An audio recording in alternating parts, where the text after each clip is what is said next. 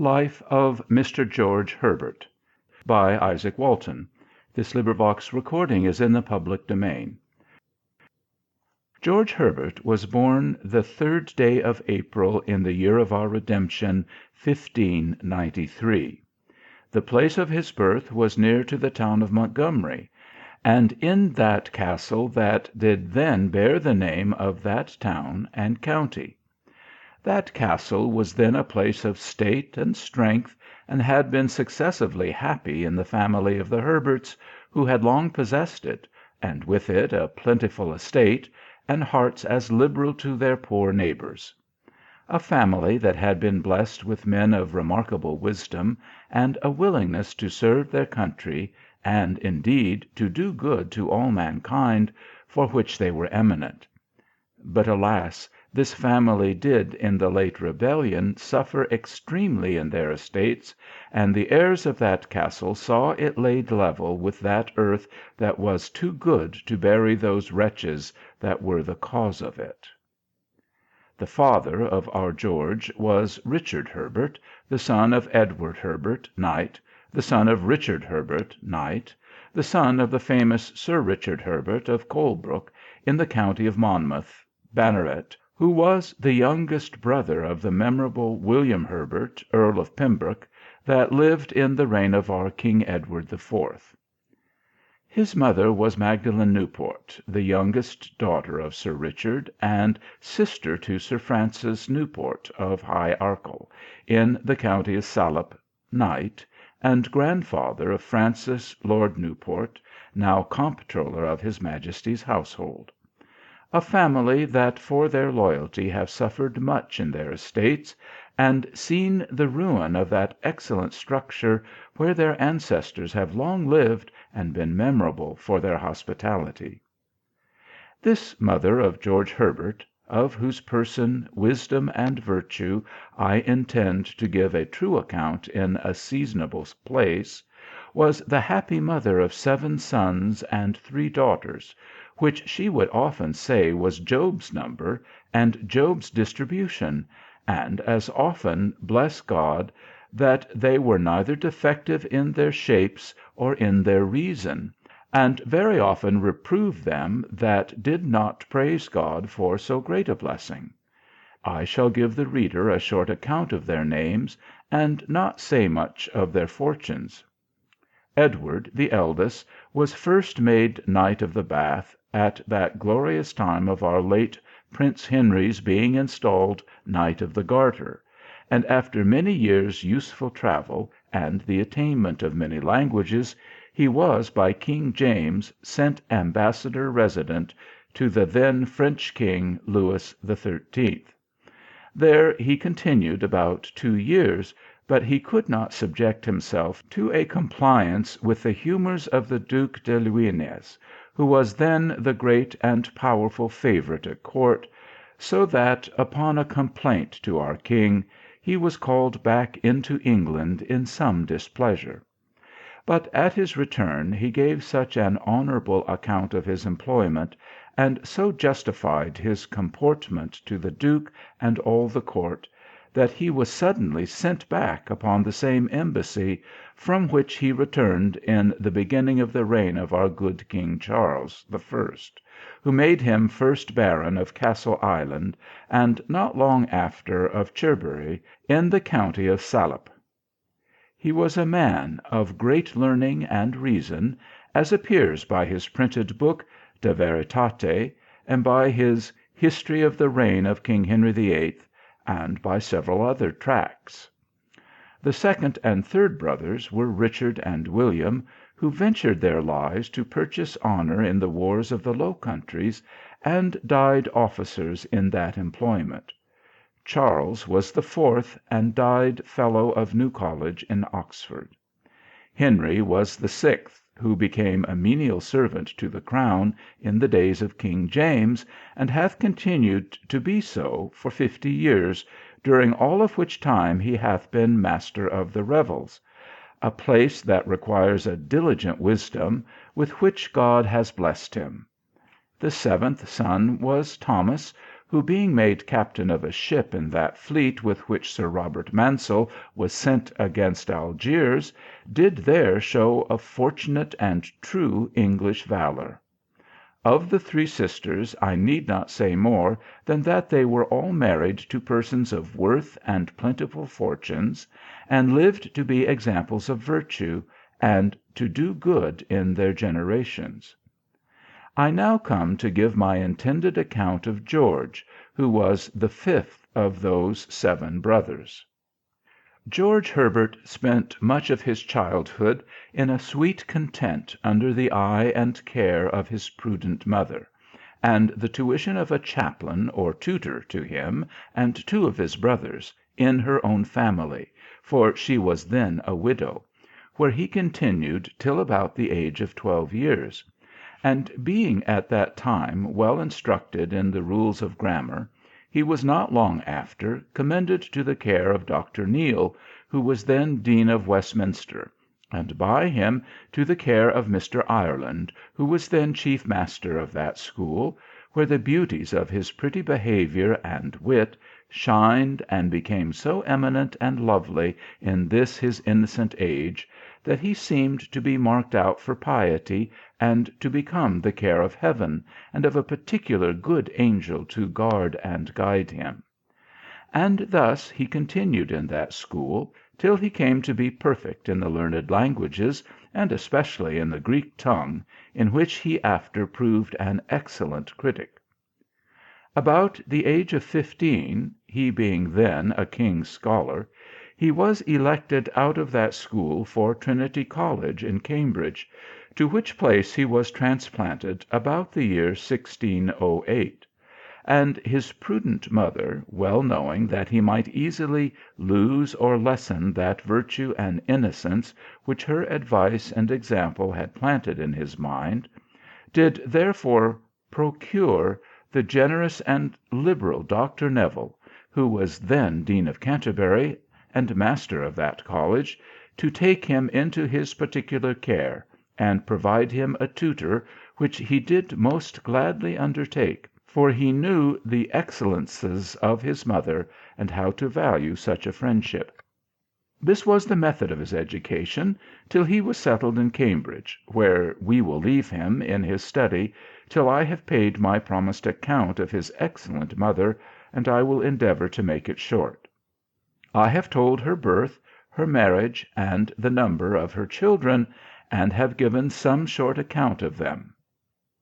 I shall next tell the reader that her husband died when our George was about the age of 4 years. I am next to tell that she continued 12 years a widow, that she then married happily to a noble gentleman, the brother and heir of the Lord Danvers, Earl of Danby, who did highly value both her person and the most excellent endowments of her mind.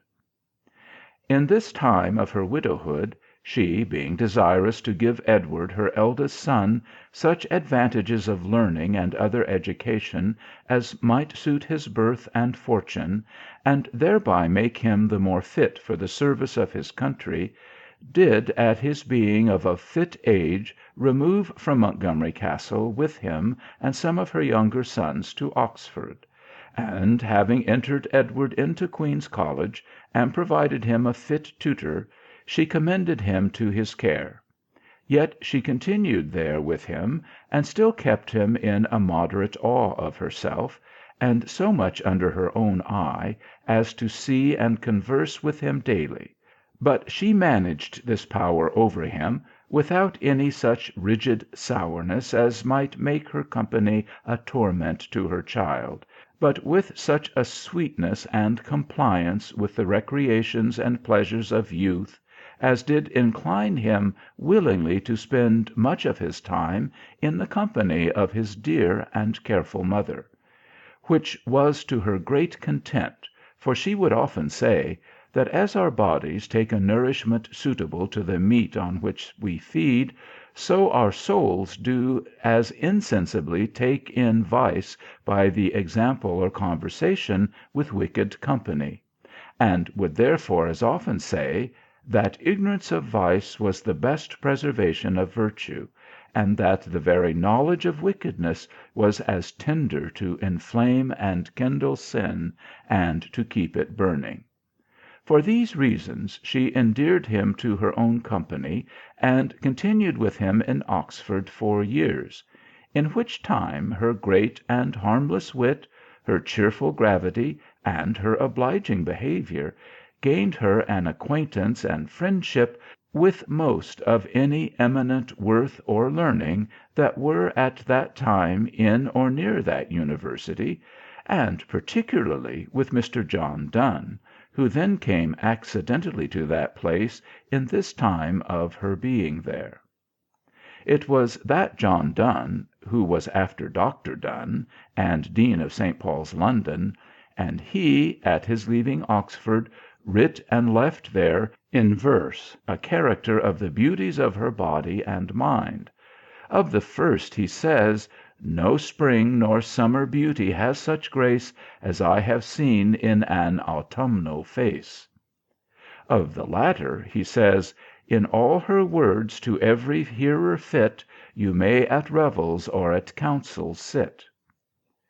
The rest of her character may be read in his printed poems, in that elegy which bears the name of the autumnal beauty, for both he and she were then past the meridian of man's life. This amity, begun at this time and place, was not an amity that polluted their souls, but an amity made up of a chain of suitable inclinations and virtues, an amity like that of St. Chrysostom's to his dear and virtuous Olympias, whom in his letters he calls his saint; or an amity indeed more like that of St. Hierom to his Paula, whose affection to her was such that he turned poet in his old age, and then made her epitaph, wishing all his body were turned into tongues, that he might declare her just praises to posterity.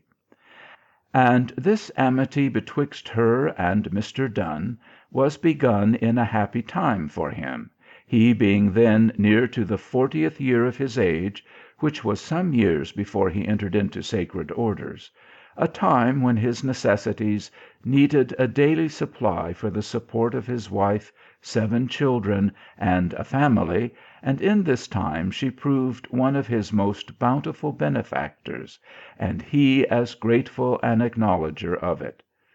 You may take one testimony for what I have said of these 2 worthy persons from this following letter and sonnet. Madam, your favours to me are everywhere. I use them and have them. I enjoy them at London, and leave them there, and yet find them at Mitcham. Such riddles as these become things unexpressible, and such is your goodness. I was almost sorry to find your servant here this day, because I was loath to have any witness of my not coming home last night, and indeed of my coming this morning.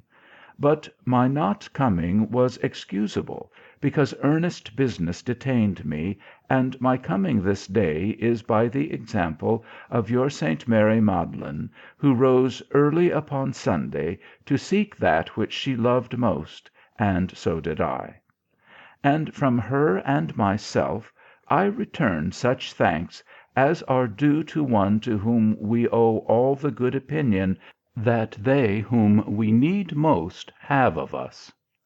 By this messenger, and on this good day, I commit the enclosed holy hymns and sonnets, which for the matter, not the workmanship, have yet escaped the fire, to your judgment, and to your protection too, if you think them worthy of it, and I have appointed this enclosed sonnet to usher them to your happy hand. Your unworthiest servant, unless your accepting him to be so have mended him, John Donne, Mitcham, July 11, 1607. To the Lady Magdalene Herbert of St. Mary Magdalene. Her of your name, whose fair inheritance Bithynia was, and jointure Magdalo, an active faith so highly did advance, that she once knew more than the church did know, the resurrection. So much good there is delivered of her, that some fathers be loath to believe one woman could do this, but think these Maudlins were 2 or 3. Increase their number, lady, and their fame, to their devotion add your innocence. Take so much of the example as of the name, the latter half, and in some recompense that they did harbour Christ himself a guest, harbour these hymns to his dear name addressed. J.D. These hymns are now lost to us, but doubtless they were such as they too now sing in heaven. There might be more demonstrations of the friendship, and the many sacred endearments betwixt these 2 excellent persons, for I have many of their letters in my hand, and much more might be said of her great prudence and piety, but my design was not to write hers, but the life of her son, and therefore I shall only tell my reader, that about that very day 20 years that this letter was dated and sent her, I saw and heard this Mr. John Donne, who was then Dean of St. Paul's, weep and preach her funeral sermon in the parish church of Chelsea, near London, where she now rests in her quiet grave, and where we must now leave her, and return to her son George, whom we left in his study in Cambridge. And in Cambridge we may find our George Herbert's behaviour to be such that we may conclude he consecrated the first fruits of his early age to virtue and a serious study of learning, and that he did so, this following letter and sonnet, which were in the first year of his going to Cambridge, sent his dear mother for a New Year's gift, may appear to some testimony. But I fear the heat of my late ague hath dried up those springs, by which scholars say the Muses used to take up their habitations. However, I need not their help to reprove the vanity of those many love poems that are daily writ and consecrated to Venus, nor to bewail that so few are writ that look towards God and heaven. For my own part, my meaning, dear mother, is in these sonnets to declare my resolution to be, that my poor abilities in poetry shall be all and ever consecrated to God's glory, and I beg you to receive this as one testimony. My God, where is that ancient heat towards thee, wherewith whole shoals of martyrs once did burn, besides their other flames? Doth poetry wear Venus' livery, only serve her turn? Why are not sonnets made of thee, and lays upon thine altar burnt? Cannot thy love heighten a spirit to sound out thy praise as well as any she? Cannot thy dove outstrip their Cupid easily in flight? Or, since thy ways are deep, and still the same, will not a verse run smooth that bears thy name? Why doth that fire, which by thy power and might each breast does feel, no braver fuel choose than that which one day worms may chance refuse? Sure, Lord, there is enough in thee to dry oceans of ink. For as the deluge did cover the earth, so doth thy majesty. Each cloud distills thy praise, and doth forbid poets to turn it to another use. Roses and lilies speak thee, and to make a pair of cheeks of them is thy abuse. Why should I women's eyes for crystal take? Such poor invention burns in their low mind, whose fire is wild, and doth not upward go to praise, and on thee, Lord, some ink bestow. Open the bones, and you shall nothing find in the best face but filth, when, Lord, in thee the beauty lies in the discovery. G.H. This was his resolution at the sending this letter to his dear mother, about which time he was in the 17th year of his age, and as he grew older, so he grew in learning, and more in favour both with God and man. insomuch that in this morning of that short day of his life he seemed to be marked out for virtue, and to become the care of heaven, for God still kept his soul in so holy a frame that he may and ought to be a pattern of virtue to all posterity, and especially to his brethren of the clergy, of which the reader may expect a more exact account in what will follow. I need not declare that he was a strict student, because that he was so there will be many testimonies in the future part of his life. I shall therefore only tell that he was made Bachelor of Arts in the year 1611, Major Fellow of the College, March 15th, 1615, and that in that year he was also made Master of Arts, he being then in the 22nd year of his age; during all which time, all, or the greatest diversion from his study, was the practice of music, in which he became a great master, and of which he would say, that it did relieve his drooping spirits, compose his distracted thoughts, and raise his weary soul so far above the earth, that it gave him an earnest of the joys of heaven before he possessed them.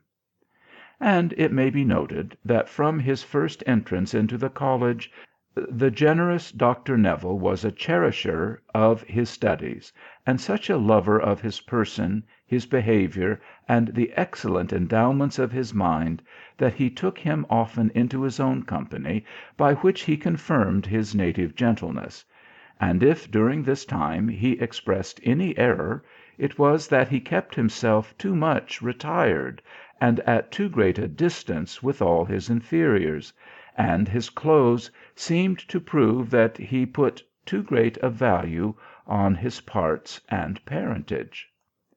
This may be some account of his disposition, and of the employment of his time till he was Master of Arts, which was anno 1615. And in the year 1619 he was chosen Orator for the University. His two precedent orators were Sir Robert Naunton and Sir Francis Nethersole. The first was not long after made Secretary of State, and Sir Francis, not very long after his being orator, was made secretary to the Lady Elizabeth, Queen of Bohemia.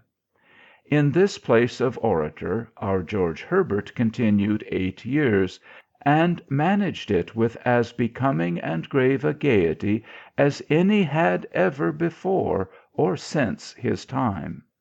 For he had acquired great learning, and was blessed with a high fancy, a civil and sharp wit, and with a natural elegance, both in his behaviour, his tongue, and his pen.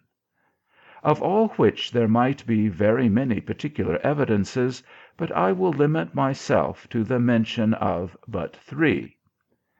And the first notable occasion of showing his fitness for this employment of orator was manifested in a letter to King James, upon the occasion of his sending that university his book called Basilicon Doron, and their orator was to acknowledge this great honour, and return their gratitude to his majesty for such a condescension, at the close of which letter he writ, Quid Vaticanam Bodleianumque objicis hospes, unicus est nobis bibliotheca liber.